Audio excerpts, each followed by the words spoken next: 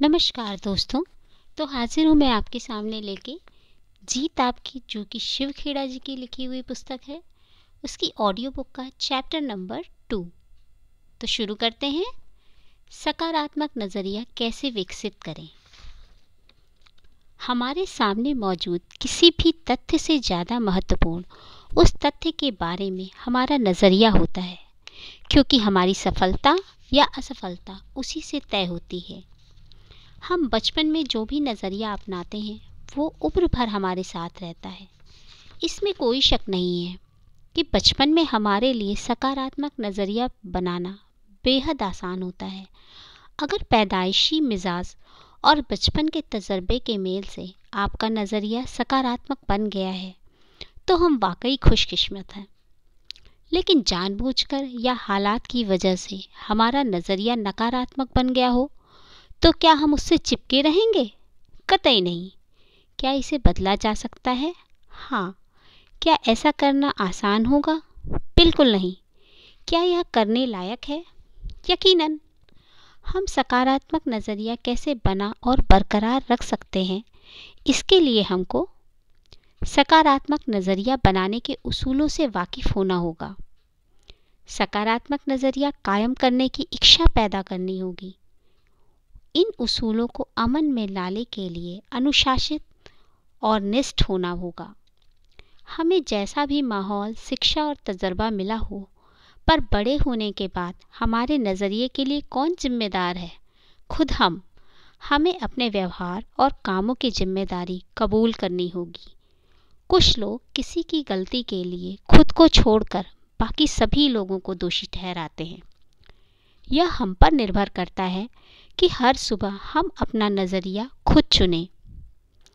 नकारात्मक नज़रिए वाले लोग अपनी असफलताओं के लिए अक्सर माँ बाप, शिक्षक, जीवन साथी, बॉस, सितारों, तकदीर, आर्थिक स्थितियों और सरकार यानी पूरी दुनिया को जिम्मेदार ठहराते हैं। हमको अपने बीते दिनों से आज़ाद होना होगा। हमें अपनी शख्सियत पर जमी धूल को झाड़कर मुख्य धारा में शामिल होना होगा। हमें अपने सपनों की एक मुकम्मल तस्वीर बनाकर आगे बढ़ना होगा। सच्चाई, ईमानदारी और अच्छाई से जुड़ी हुई चीज़ों के बारे में सोचने से हमारी सोच सकारात्मक हो जाएगी। नज़रिया बदलने के 8 कदम। यानी अगर हम सकारात्मक नज़रिया बनाना और कायम रखना चाहते हैं तो हमको सावधानी पूर्वक ये कदम उठाने पड़ेंगे। पहला कदम, अपनी सोच बदलें और अच्छाई को खोजें। हमें अच्छी चीज़ों का खोजी बनना होगा। हमें ज़िंदगी के सकारात्मक पहलू पर ध्यान देना होगा। किसी इंसान या हालात के बुरे पहलू के बजाय उसके अच्छे पहलू पर गौर करना शुरू करें। हम में से ज़्यादातर लोगों को अपनी ही सोच का माहौल इस ढंग से डाल देता है कि हम गलतियों और कमियों को ढूंढने के आदी हो चुके होते हैं और इसीलिए तस्वीर का अच्छा पहलू हमसे अनदेखा रह जाता है। सोने की तलाश में। एंड्रयू कार्नेगी अपने बचपन के दिनों में ही स्कॉटलैंड से अमेरिका चले गए थे। उन्होंने छोटे मोटे कामों की शुरुआत की और आखिरकार अमेरिका में स्टील बनाने वाली सबसे बड़ी कंपनी के मालिक बन गए। एक ऐसा वक्त आया जब उनके लिए 43 करोड़पति काम करते थे। करोड़ रुपए इस ज़माने में भी बहुत होते हैं, लेकिन सन 1920 के आसपास तो उनकी बहुत ज़्यादा कीमत थी। किसी ने कार्नेगी से पूछा, आप लोगों से कैसे पेश आते हैं? उन्होंने जवाब दिया, लोगों से पेश आना काफ़ी हद तक सोने की खुदाई करने जैसा ही है। हमको 1 तोला सोना खोद निकालने के लिए कई टन मिट्टी हटानी पड़ती है, लेकिन खुदाई करते वक्त हमारा ध्यान मिट्टी पर नहीं बल्कि सोने पर रहता है। एंड्रयू कार्नेगी के जवाब में एक बहुत महत्वपूर्ण संदेश छिपा है।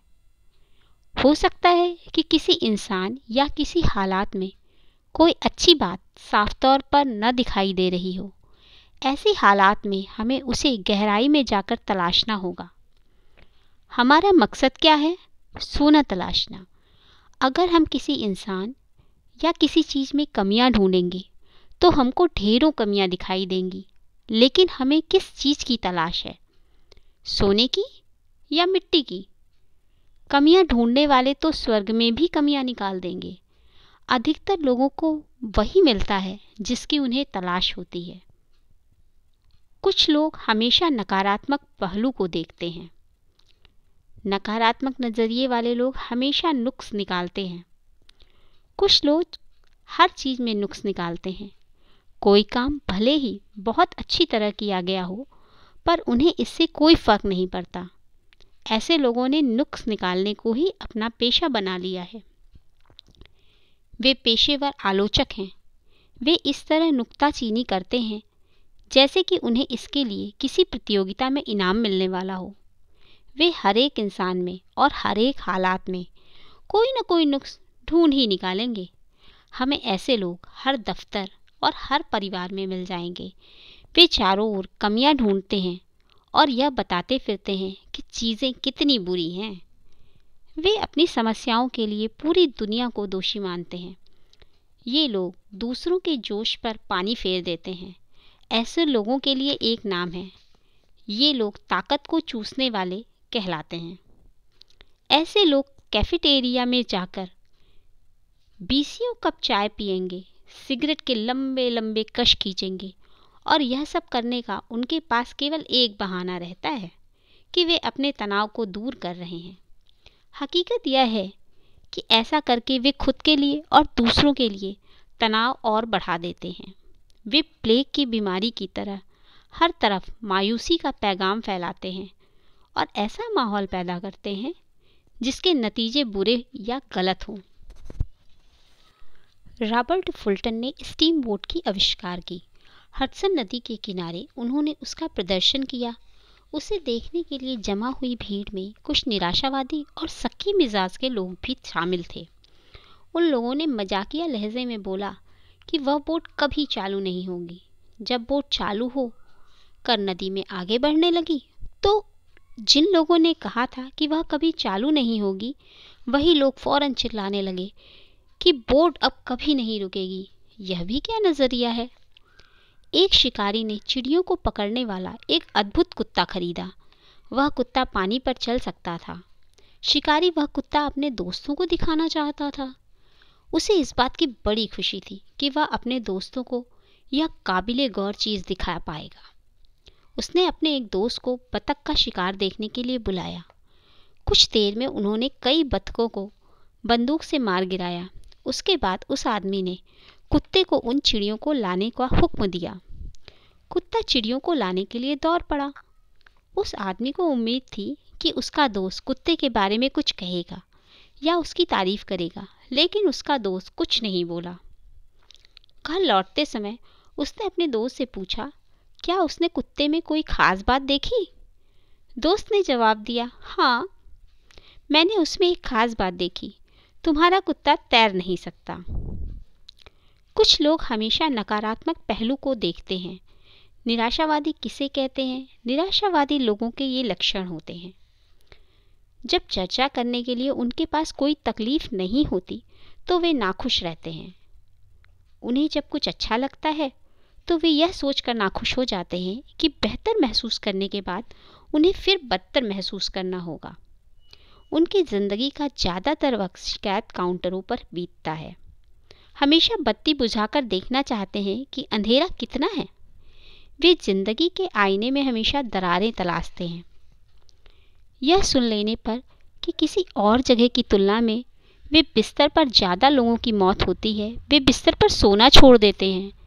वे इस अंदेशे की वजह से अपनी सेहत का मज़ा नहीं ले पाते कि कब वे बीमार पड़ सकते हैं। वे बदतर नतीजों के बारे में सोचते भर नहीं हैं, बल्कि हर घटना को बदतर बना भी देते हैं। उन्हें चांद में केवल धब्बे दिखाई देते हैं। वे मानते हैं कि सूरज केवल परछाइयाँ पैदा करने के लिए चमकता है। वे सहूलियतों को भूलकर केवल अपनी दिक्कतें गिनते हैं। वे जानते हैं कि कड़ी मेहनत से किसी को नुकसान नहीं पहुंचता, पर सोचते हैं कि कोई खतरा क्यों उठाया जाए। चेतावनी, अच्छे पहलू पर ध्यान देने का यह मतलब नहीं है कि कमियों को नज़रअंदाज कर दिया जाए। आशावादी बनिए। कोई आदमी आशावादी कैसे बन सकता है? नीचे लिखी लाइनों में यह बात बहुत अच्छी तरह बताई गई है। इतने मजबूत बनिए कि आपके मन की शांति को कोई भंग न कर पाए। हर मिलने वाले आदमी से सेहत, खुशी और समृद्धि के बारे में बात करें। अपने सभी दोस्तों को यह एहसास कराएं कि हम उनकी खुशियों और मजबूतियों की कदर करते हैं। हर चीज़ के केवल उजले पहलू को देखें। केवल अच्छी से अच्छी बातें सोचें। केवल अच्छे से अच्छे नतीजों के लिए काम करें और केवल अच्छे से अच्छे नतीजों की उम्मीद करें। बीते दिनों की गलतियों को भूल जाएं और आने वाले दिनों में ज़्यादा बड़ी कामयाबियां हासिल करने के लिए आगे बढ़ें। हर आदमी का मुस्कुराकर स्वागत करें। अपने को बेहतर बनाने में इतना वक्त लगाएं कि दूसरों की आलोचना करने के लिए हमारे पास वक्त ही न बचे। इतने बड़े बने कि चिंता छू न सके और इतने अच्छे बने कि गुस्सा आए ही नहीं। दूसरा कदम, हर काम फौरन करने की आदत डालें। जेम्स अल्वरी के अनुसार, वह चांदनी रातों में सोया, उसने सुनहरी धूप का मज़ा उठाया, कुछ करने की तैयारी में जिंदगी गुजार कर वह गुजर गया, कुछ न कर हार कर। हम सभी जिंदगी में कभी न कभी टाल मटोल करते हैं। मैंने भी ऐसा किया है, जिसके लिए मुझे बाद में पछताना पड़ा। टाल मटोल की आदत की वजह से हमारा नज़रिया नकारात्मक बन जाता है। किसी काम को करने से अधिक थकान उस काम को न करने के लिए की जाने वाली टाल मटोल की वजह से होती है। कोई भी काम पूरा होने पर खुशहाली लाता है और हौसला बुलंद होता है, जबकि आधा अधूरा काम हमारी हिम्मत को वैसे ही खत्म कर देता है, जैसे पानी के टैंक में कोई छेद टैंक को खाली कर देता है। अगर हम सकारात्मक नज़रिया बनाना और कायम रखना चाहते हैं, तो आज में जीने और हर काम को तुरंत करने की आदत डालें। जब मैं बड़ा हो जाऊंगा, यह वैसी ही बात है जैसे कि कोई छोटा बच्चा कहता है, मैं बड़ा होने पर फला काम करूंगा जिससे मुझे खुशियां मिलेंगी। और जब वह बड़ा हो जाता है तो कहता है, मैं खुशियां पाने के लिए फला काम कॉलेज की पढ़ाई समाप्त करने के बाद करूंगा। जब वह कॉलेज की पढ़ाई समाप्त कर देता है तो कहता है कि उसे खुशियां पहली नौकरी हासिल करने पर मिलेंगी। पहली नौकरी मिलने के बाद वह कहता है कि उसे खुशियां शादी हो जाने पर मिलेंगी। शादी हो जाने पर वह कहता है कि उसे खुशियां तब मिलेंगी जब उसके बच्चे स्कूल जाने लगेंगे। जब उसके बच्चे स्कूली पढ़ाई पूरी कर लेते हैं तो वह कहता है कि उसे खुशियां रिटायर हो जाने के बाद मिलेंगी। और रिटायर होने के बाद वह क्या देखता है? वह देखता है कि उसकी आंखों के सामने ही पूरी जिंदगी गुजर चुकी है। कुछ लोग अपनी टाल मटोल की आदत को भारी भरकम शब्दों की आड़ में छिपाते फिरते हैं। वे कहते हैं, मैं बारीकी से सोच रहा हूँ, और 6 महीने के बाद भी वे सोच ही रहे होते हैं। वे यह नहीं समझते कि दरअसल उन्हें एक बीमारी है जिसे बारीकी से सोचने का लकवा कहते हैं। इस वजह से वे कभी सफल नहीं हो पाते। टाल मटोल करने वालों की एक और नस्ल होती है।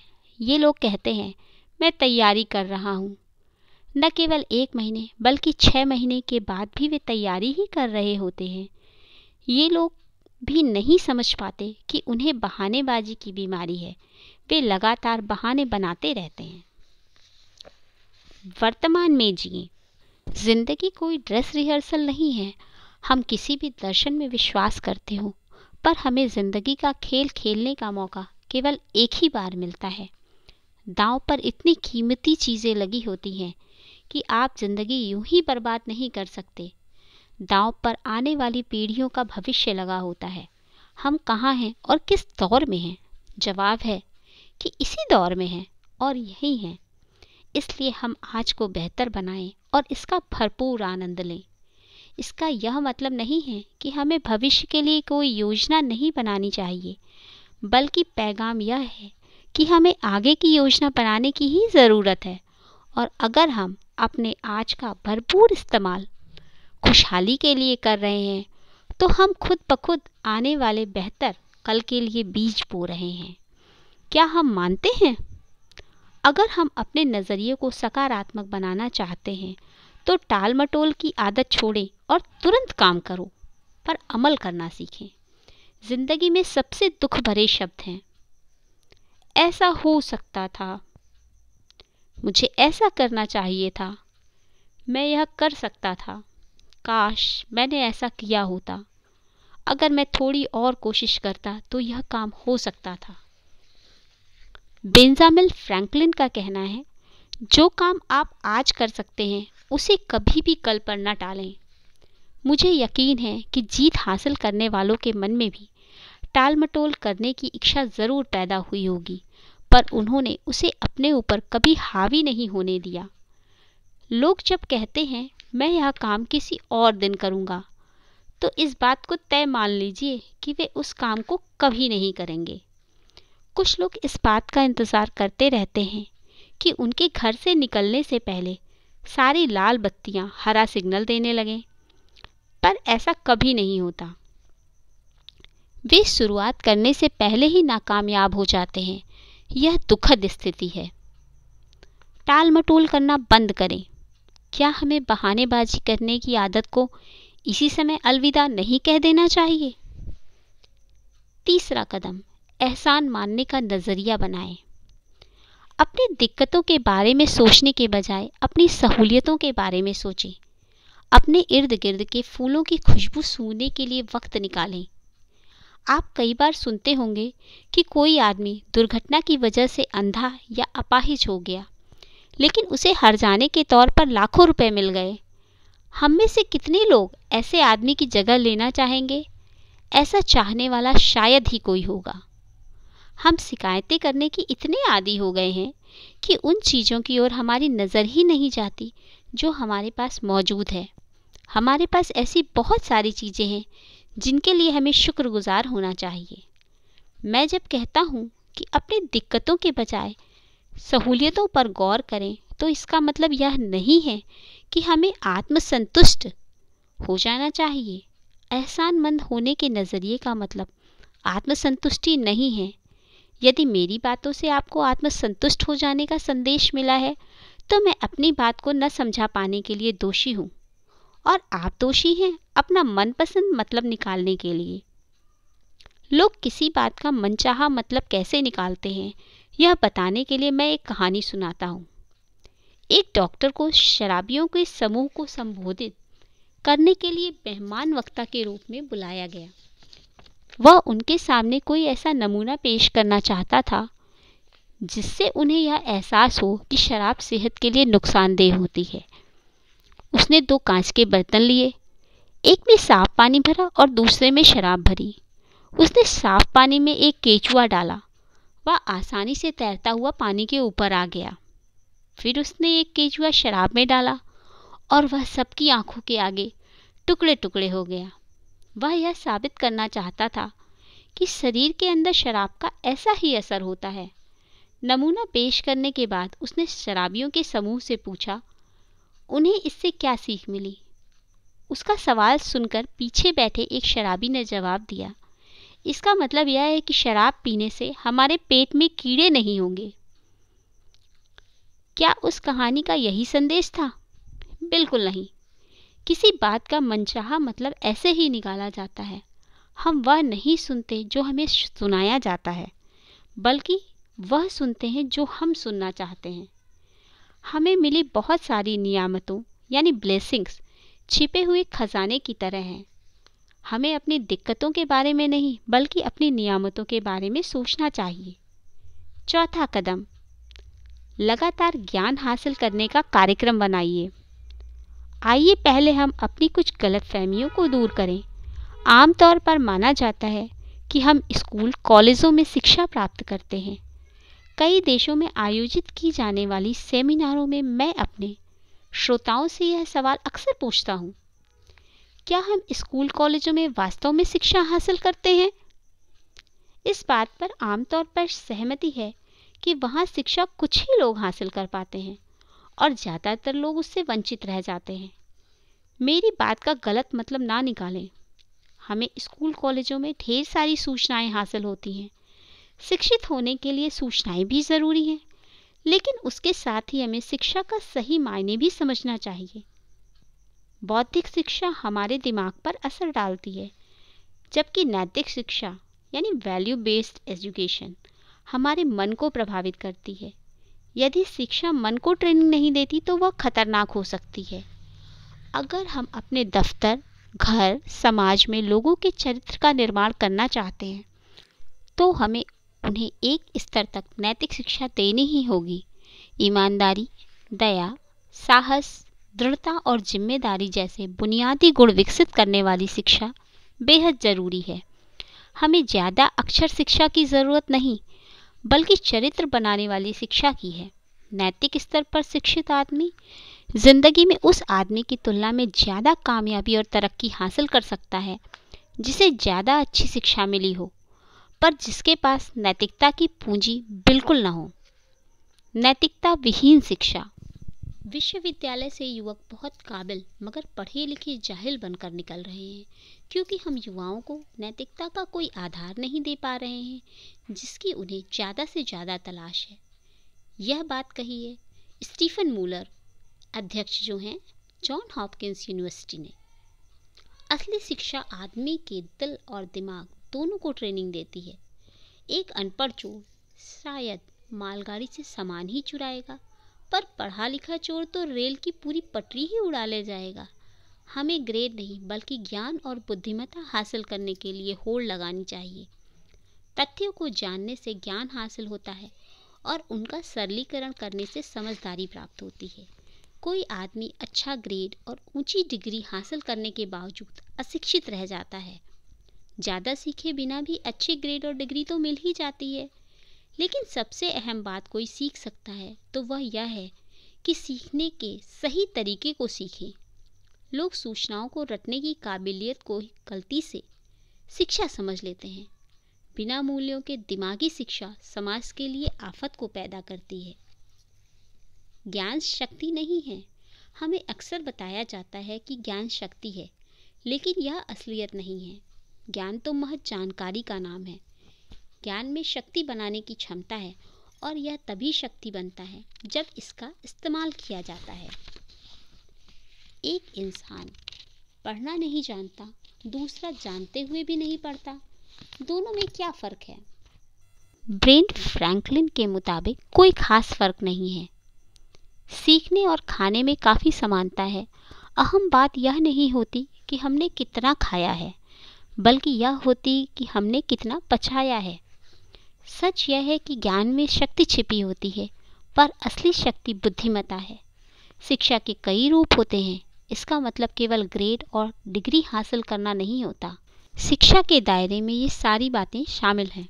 अपनी शक्ति को बढ़ाना, आत्म अनुशासन सीखना, दूसरों की बातें ध्यान से सुनना, सीखने की गहरी इच्छा होना। हमारा दिमाग मांसपेशियों की तरह होता है। उसका तेज या मंद होना इस पर निर्भर होता है कि हम उसका कितना इस्तेमाल करते हैं। अगर आप सोचते हैं कि ज्ञान पाना महंगा है तो अज्ञानी बनकर देखो। ये कहना है डेरेक वॉक का। जरूरी नहीं है कि शिक्षित व्यक्ति सही फैसला करे। एक आदमी सड़क के किनारे समोसे बेचा करता था। अनपढ़ होने की वजह से वह अखबार नहीं पढ़ता था, ऊंचा सुनने की वजह से रेडियो नहीं सुनता था और आंखें कमज़ोर होने की वजह से उसने कभी टेलीविज़न भी नहीं देखा था। इसके बावजूद वह काफ़ी समोसे बेच लेता था। उसकी बिक्री और नफ़े में लगातार बढ़ोतरी होती गई। उसने और ज़्यादा आलू खरीदना शुरू किया। साथ ही पहले वाले चूल्हे से बड़ा और बढ़िया चूल्हा खरीद कर ले आया।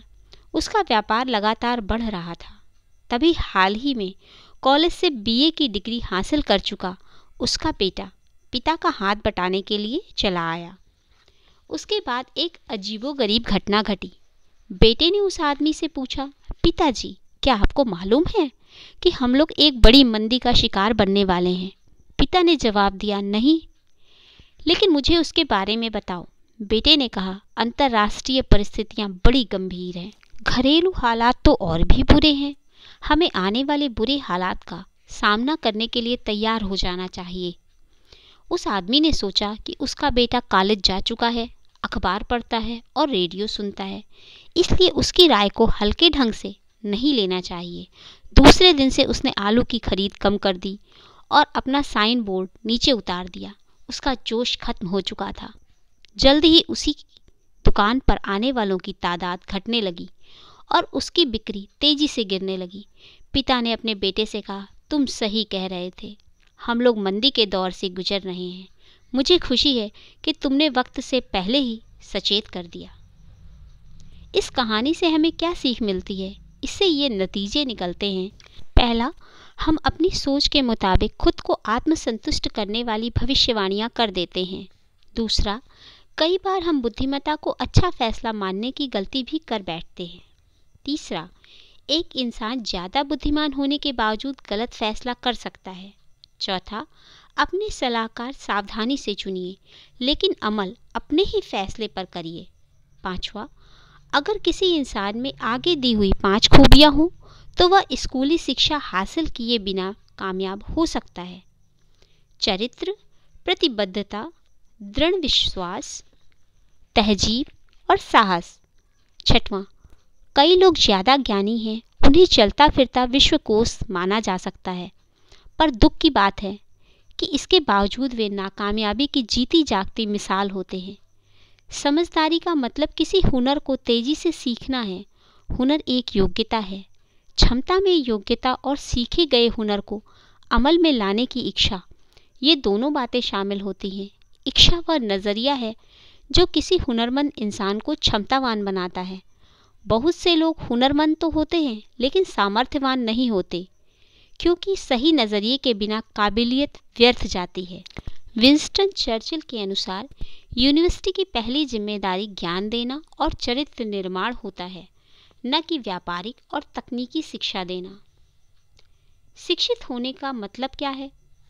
हमें शिक्षित किसे मानना चाहिए? पहले वे जो रोज़ाना आने वाले हालात का सामना सही ढंग से करते हैं और वे जो हालात से सामना होने पर सही निर्णय लेने और सही कदम उठाने में शायद ही कभी चूकते हों।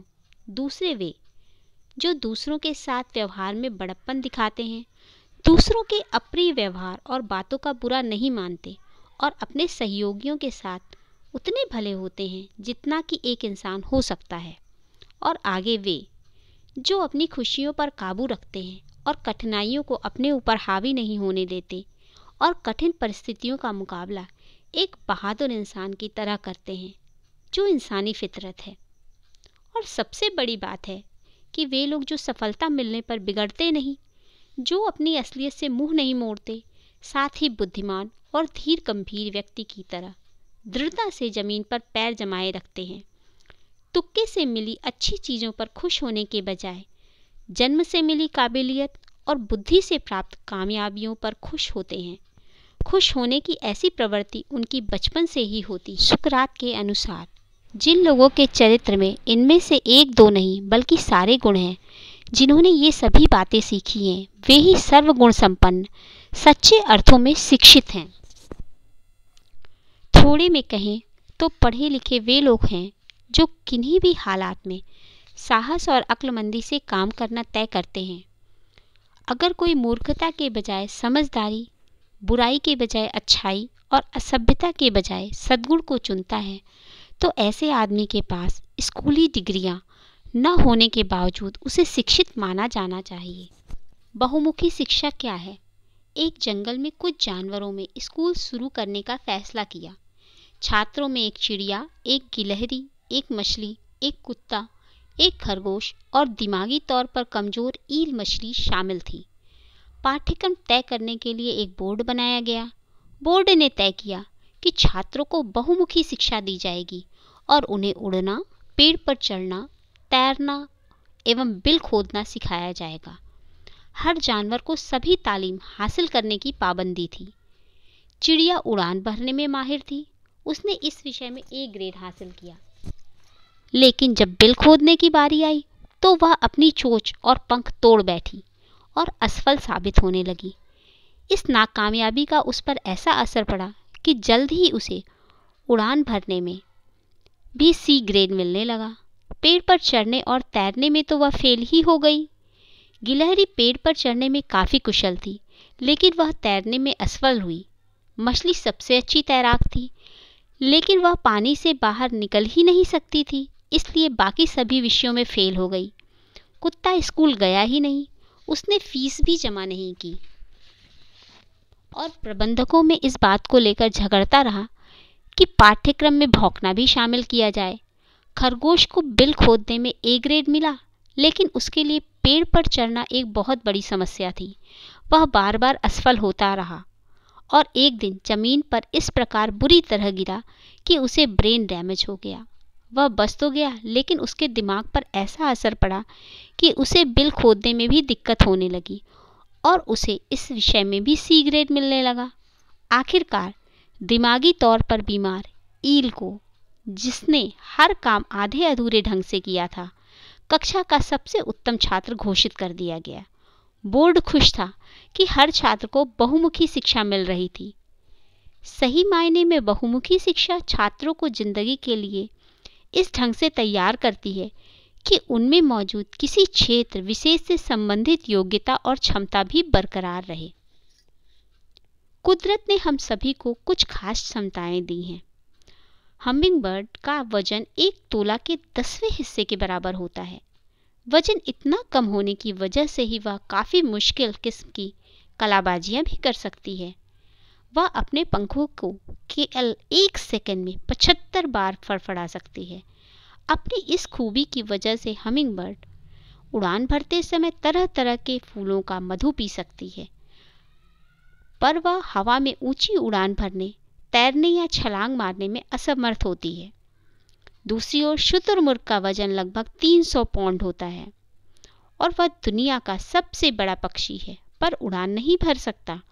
लेकिन उसके पैर इतने मजबूत होते हैं कि वह 50 मील प्रति घंटे की रफ्तार से दौड़ सकता है और 12 से 15 फीट लंबे कदम भर सकता है। अज्ञानता, अज्ञानी होना उतनी शर्म की बात नहीं है जितनी कि किसी काम को सही ढंग से सीखने की इच्छा न होना। ये कहना है बेंजामिन फ्रैंकलिन का। जानकारी का भ्रम होना शिक्षा नहीं बल्कि अज्ञानता है। बेवकूफ़ लोगों के पास एक अजीब तरीके का आत्मविश्वास होता है जो सिर्फ अज्ञानता से ही आता है।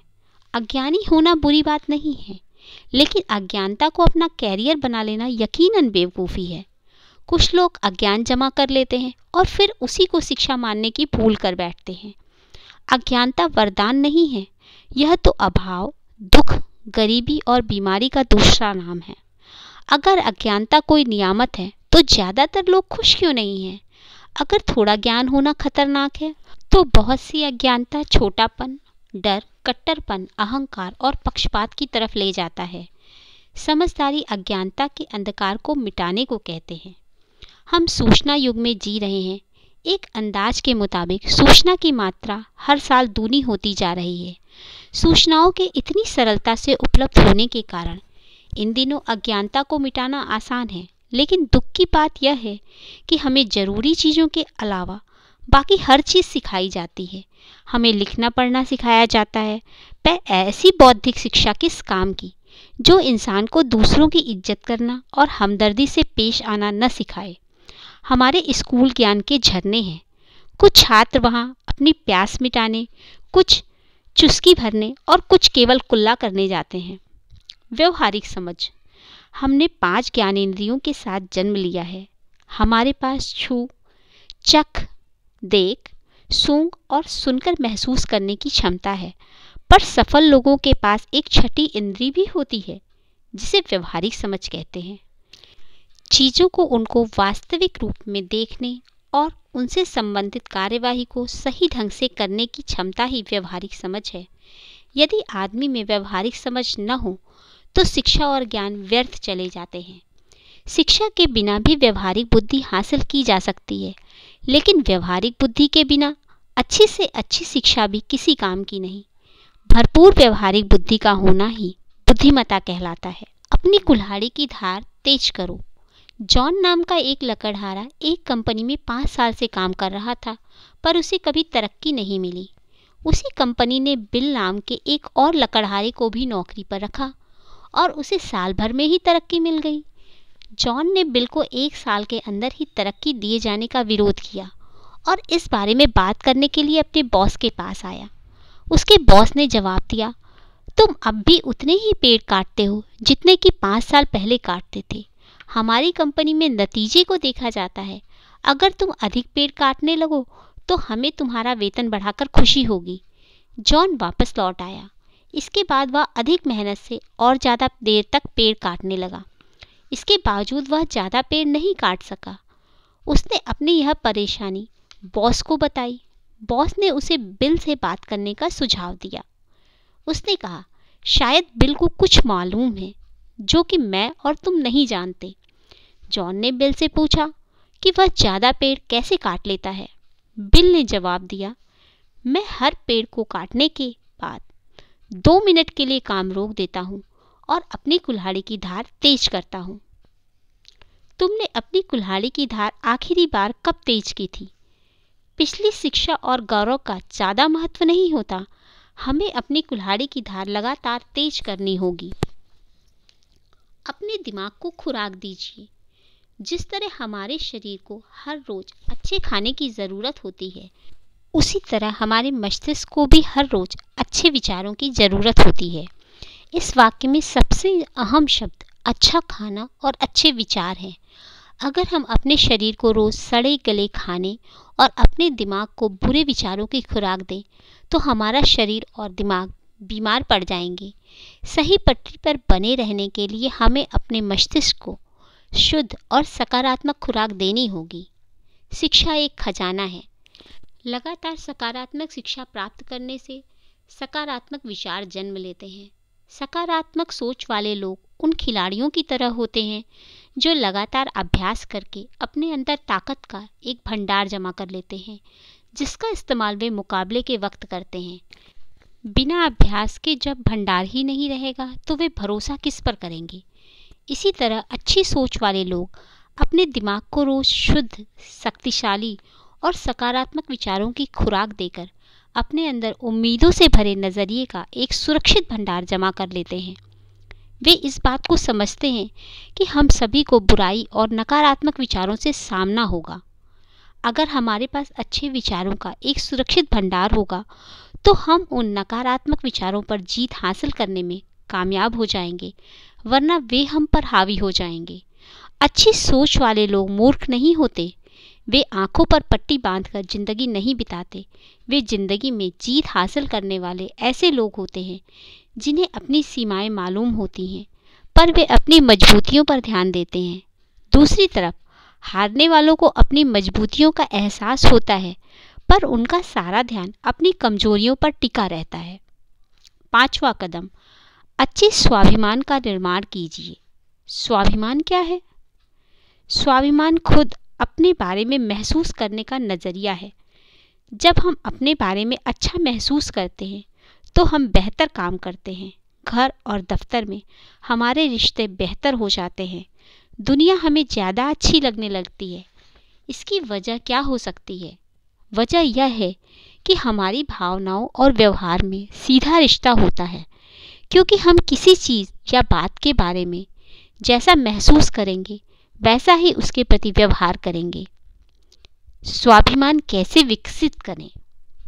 अगर हम अच्छा स्वाभिमान जल्दी बनाना चाहते हैं तो इसका सबसे अच्छा तरीका यह है कि हम कुछ काम ऐसे लोगों की मदद के लिए करें जो उसका बदला ना तो पैसे से और ना ही कुछ और देकर चुका सकते हैं। कुछ साल पहले मैंने कैदियों को नज़रिया और आत्मसम्मान विकसित करने के तरीके सिखाने का एक कार्यक्रम चला रहा था। उस दौरान मैंने कुछ हफ्तों में ही इतना कुछ सीखा जितना कि मैं सालों में नहीं सीख सका था। 2 सप्ताह तक मेरे कार्यक्रम में भाग लेने के बाद एक कैदी ने मुझे रोककर कहा, शिव, मैं कुछ ही हफ्तों में जेल से रिहा होने वाला हूँ। मैंने उससे पूछा कि उसने नज़रिया बनाओ कार्यक्रम में क्या सीखा। वह कुछ देर सोचता रहा। उसके बाद उसने कहा कि वह अब अपने बारे में अच्छा महसूस कर रहा है। मैंने कहा, मेरे लिए इस अच्छा शब्द का कोई मायने नहीं है। मुझे यह बताओ कि तुम्हारे व्यवहार में खास बदलाव क्या आया है।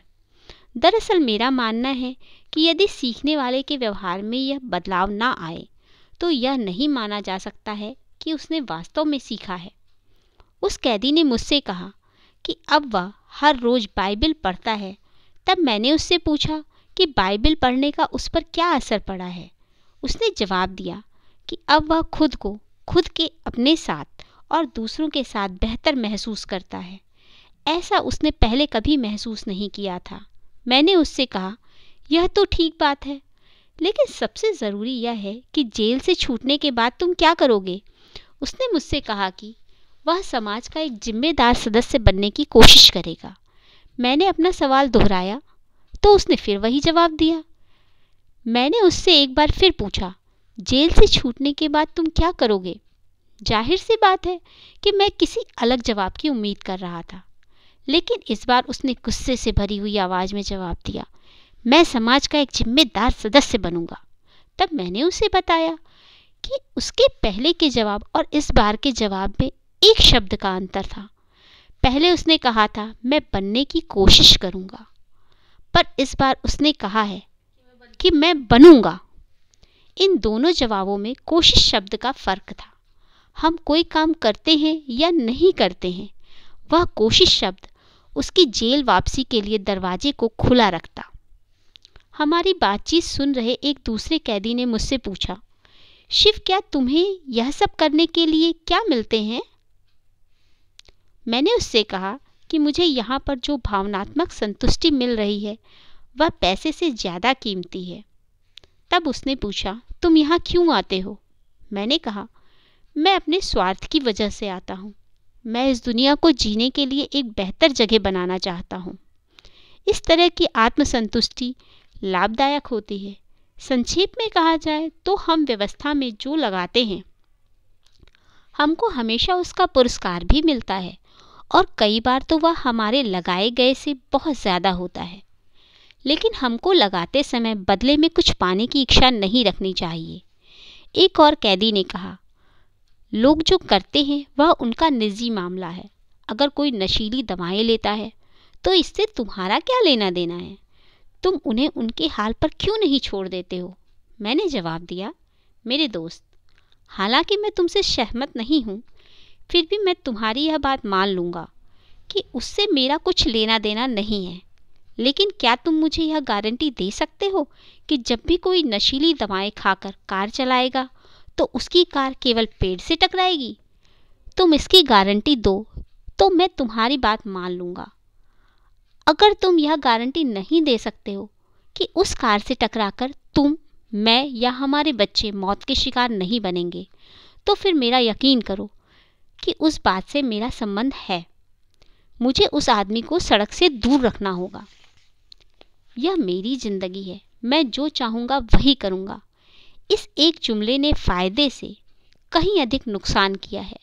लोग शब्दों की सच्ची भावना की उपेक्षा कर लेते हैं और उसका मतलब अपनी सुविधा के अनुसार निकाल लेते हैं। ऐसे लोगों ने इस जुमले को स्वार्थ से जोड़ लिया है, जिसका बुरा असर न केवल उन पर बल्कि उनके आसपास के पूरे माहौल पर पड़ता है। लोग यह भूल जाते हैं कि हम अलग थलग नहीं रहते हैं। आप जो करते हैं उसका असर मुझ पर पड़ता है और मैं जो करता हूँ उसका असर आप पर पड़ता है। हम सब एक दूसरे से जुड़े हुए हैं। हमें यह महसूस करना होगा कि इस धरती में हम सभी की साझेदारी है। हमें जिम्मेदारी से व्यवहार करना सीखना होगा। दुनिया में दो तरह के लोग हैं, देने वाले और लेने वाले। लेने वाले अच्छा खाते हैं और देने वाले अच्छी तरह सोते हैं। देने वालों में ऊंचे दर्जे के आत्मसम्मान की भावना होती है। उनका नज़रिया सकारात्मक होता है। ऐसे लोग समाज की सेवा करते हैं।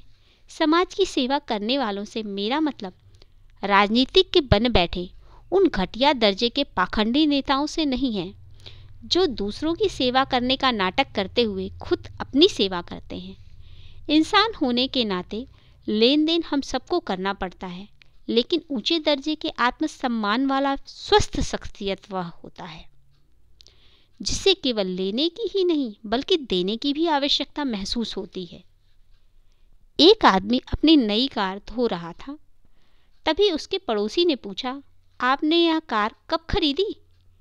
उस आदमी ने जवाब दिया, इसे मेरे भाई ने दिया है। पड़ोसी ने कहा, काश मेरे पास भी ऐसी कार होती। इस पर उस आदमी ने कहा, आपको यह सोचना चाहिए कि काश मेरा ऐसा कोई भाई होता।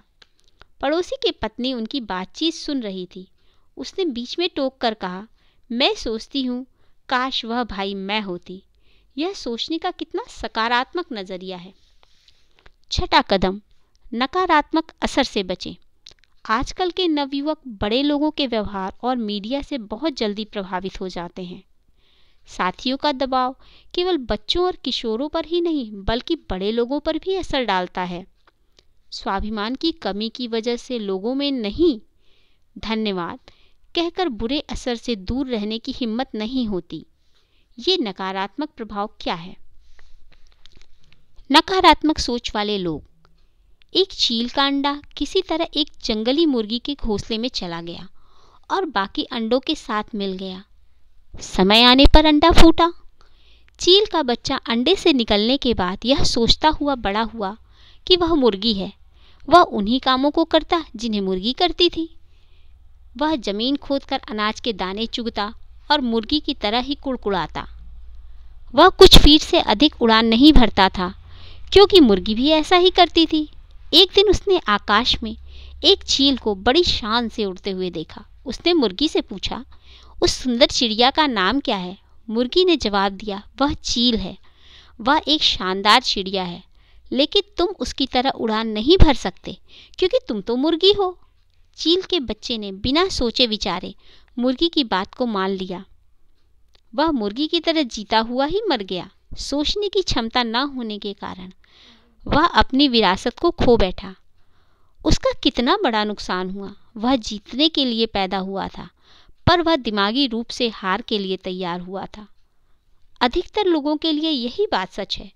जैसा कि ओलिवर बेंटहॉल होम्स ने कहा है कि हमारी जिंदगी का सबसे दुर्भाग्यपूर्ण पहलू यह है कि ज़्यादातर लोग मन में कुछ करने की इच्छा लिए ही कब्र पे चले जाते हैं।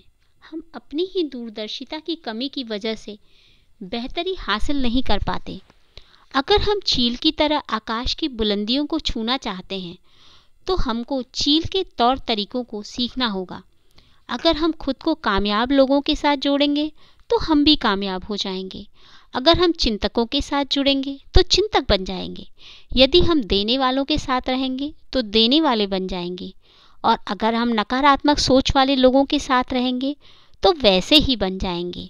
जब कोई ज़िंदगी में कामयाबी हासिल करता है तो तुच्छ लोग उस पर कीचड़ उछालते हैं और उसकी टांग खींचने की कोशिश करते हैं। हम जब खुद को ऐसे तुच्छ लोगों से उलझने से बचा लेते हैं तो हम जीत जाते हैं। मार्शल आर्ट में सिखाया जाता है कि जब कोई हम पर हमला करे तो उसे रोकने की बजाय अपनी जगह से हट जाइए। क्यों? इसलिए कि रोकने के लिए ऊर्जा की ज़रूरत होती है। उसका इस्तेमाल और बेहतर कामों के लिए क्यों न किया जाए। तुच्छ लोगों से उलझने के लिए हमको उनके स्तर तक नीचे उतरना पड़ता है और वे यही चाहते हैं, क्योंकि ऐसा करके हम उनमें से एक बन जाते हैं। नकारात्मक लोगों को अपने मकसद में कामयाब मत होने दीजिए। खुद को नीचे मत गिराइए। याद रखिए कि किसी आदमी का चरित्र केवल इस बात से नहीं आंका जाता कि वह कैसी सोहबत में रहता है, बल्कि इस बात से भी आंका जाता है कि वह किन लोगों की संगत नापसंद करता है। धूम्रपान, नशीली दवाएं और अल्कोहल। लेडी एस्टर ने कहा है कि मेरे शराब न पीने की वजह यह है कि मैं जानना चाहती हूँ कि मैं कब अच्छा समय बिता रही हूँ। शराब पीने के बाद आदमी के दिल दिमाग पर कोई रोक टोक नहीं रह जाती और वह मनमानी हरकतें करने लगता है। सफ़र के दौरान मैंने देखा है कि कुछ देशों में शराब पीना वक्त बिताने का जरिया बन गया है। अगर हम शराब नहीं पीते हैं तो वे हमें इस तरह देखते हैं जैसे कि हम कोई गलत काम कर रहे हैं। उनका आदर्श यह है, अगर हमारी स्कॉच अच्छी है तो इससे कोई फ़र्क नहीं पड़ता कि हमारी अंग्रेजी कितनी बुरी है। अगर कोई बैंकर उनसे पूछे कि आपकी नकद संपत्ति क्या है तो वे स्कॉच की 2 बोतलें दिखा देंगे। आज के दौर में शराब और सिगरेट पीना शान की बात मानी जाने लगी है। इनकी शुरुआत करते वक्त आदमी सोचता है, पहली बार ही तो पी रहा हूँ। अगर कोई लोगों से पूछे कि वे अल्कोहल या नशीली दवाएं क्यों लेते हैं तो वे हमको जश्न मनाने, मज़ा लेने, दिक्कतों को भुलाने, तनाव दूर करने, तजर्बा करने, दूसरों पर रौब डालने, खुद को फैशनेबल साबित करने, मेलजोल बढ़ाने और व्यापारिक मकसद जैसी कई वजहें गिना देंगे। लोग खुद को साथियों की मांग के मुताबिक ढालना चाहते हैं। मुझे ताज्जुब होता है कि हम क्या तुम मेरे दोस्त नहीं हो? बस एक जाम सफ़र के लिए, केवल एक जाम मेरी सेहत के लिए जैसे जुमले की वजह से साथियों के दबाव में कैसे आ जाते हैं। सामाजिक दबाव की वजह से शराब पीने वालों के अंजाम को इस कविता में बहुत अच्छी तरह दर्शाया गया है। मैंने तुम्हारी सेहत के लिए शराब खानों में पी है, मैंने तुम्हारी सेहत के लिए अपने घर में पी है, मैंने तुम्हारी सेहत के लिए इतनी बार पी है कि पीते पीते मैंने अपनी ही सेहत खराब कर ली है। शराब पीकर गाड़ी चलाने से जिंदगियां चली जाती हैं। जेरी जॉनसन ने अपनी किताब इट्स किलिंग आवर किड्स में अमेरिकन हॉस्पिटल एसोसिएशन की रिपोर्टों का हवाला देते हुए लिखा है कि वहां अस्पतालों में दाखिल होने वाले आधे से अधिक मामले अल्कोहल से जुड़े होते हैं। नेशनल सेफ्टी काउंसिल के 1989 के दुर्घटना तथ्य संस्करण के मुताबिक अमेरिका में अल्कोहल पीने की वजह से हर 60 सेकंड में एक दुर्घटना हो जाती है। अश्लील साहित्य महिलाओं और बच्चों को इंसान के स्तर से गिराने का जरिया है। अश्लील साहित्य की वजह से पहला, महिलाओं को इंसानी नज़रिए से नहीं देखा जाता। दूसरा, बच्चों का यौन शोषण होता है। तीसरा, शादियां टूटती हैं। चौथा, यौन हिंसा बढ़ती है। पांचवा, नैतिक मूल्यों का मखौल उड़ता है। और छठा, व्यक्ति, परिवार और समाज नष्ट होते हैं। अमेरिका में हर 46 सेकंड में किसी न किसी महिला के साथ रेप हो जाता है। National victim centre, crime victim centre, research treatment centre सन 1992 के अनुसार बलात्कार करने वालों में से 86% लोगों ने स्वीकार किया है कि वे अश्लील साहित्य नियमित रूप से पढ़ते रहे हैं। उनमें से 57% लोगों ने यह भी माना है कि यौन अपराध करते समय उन्होंने अश्लील साहित्य में बयान किए गए दृश्यों की नकल की थी। यह देखकर दुख होता है कि कुछ लोग पैसा कमाने के लिए इतना गिर जाते हैं कि अश्लील साहित्य की बिक्री को अपना पेशा बना लेते हैं। नकारात्मक फिल्में एवं टेलीविज़न कार्यक्रम आजकल के बच्चों के नज़रिए और मूल्यों पर किसी और के बजाय फिल्मों और टेलीविज़न कार्यक्रमों का ज़्यादा असर पड़ता है।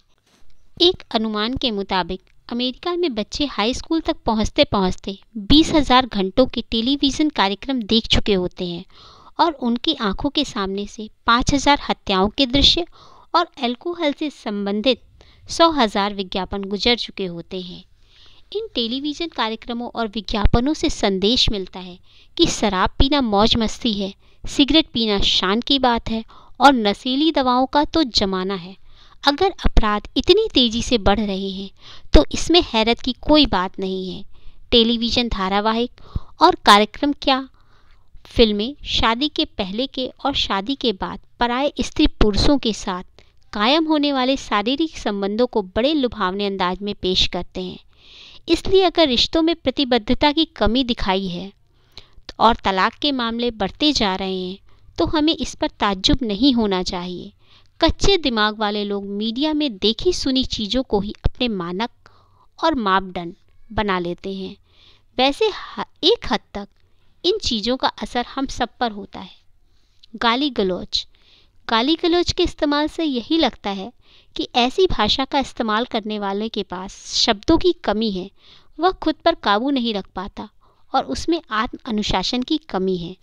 रॉक संगीत, कुछ लोकप्रिय गीत अश्लील हैं। हम जो संगीत सुनते हैं या कला के जिन प्रदर्शनों को देखते हैं वह हमारे अवचेतन मन पर असर डालता है। 7वां कदम, जरूरी कामों को पसंद करने की आदत डालें। सेंट फ्रांसिस ऑफ असीसी के अनुसार जो ज़रूरी है उससे शुरू करें, फिर जो मुमकिन है वह करें और आप अचानक पाएंगे कि आप नामुमकिन काम भी करने लगे हैं। कुछ काम ऐसे होते हैं जिन्हें हम पसंद करें या नापसंद पर वे हमें करने ही पड़ते हैं। जैसे कि एक माँ अपने बच्चे की देखभाल हर हाल में करती है। कोई ज़रूरी नहीं है कि इसमें उसे हमेशा सुख मिलता है, बल्कि कई बार तो वह तकलीफदेह हो सकता है, लेकिन हम ऐसे ज़रूरी कामों को पसंद करना सीख लें तो फिर नामुमकिन भी मुमकिन बन जाता है।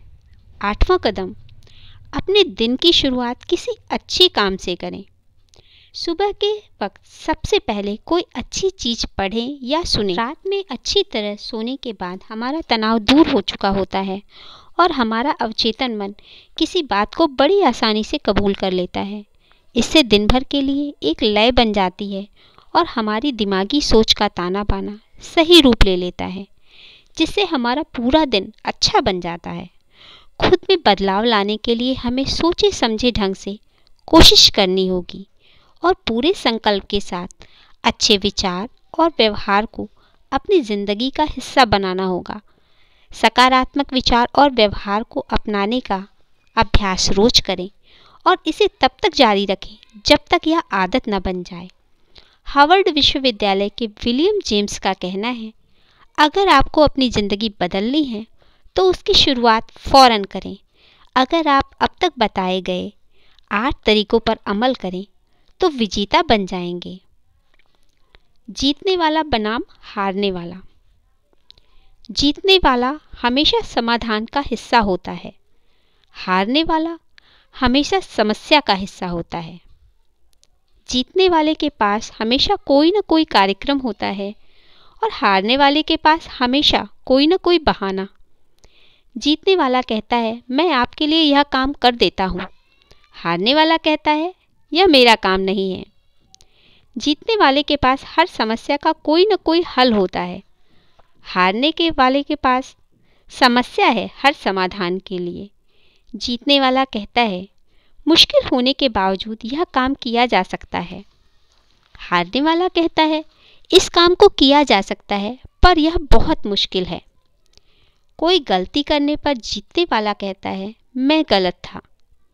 हारने वाला से कोई गलती होती है तो वह कहता है, इसमें मेरी कोई गलती नहीं थी।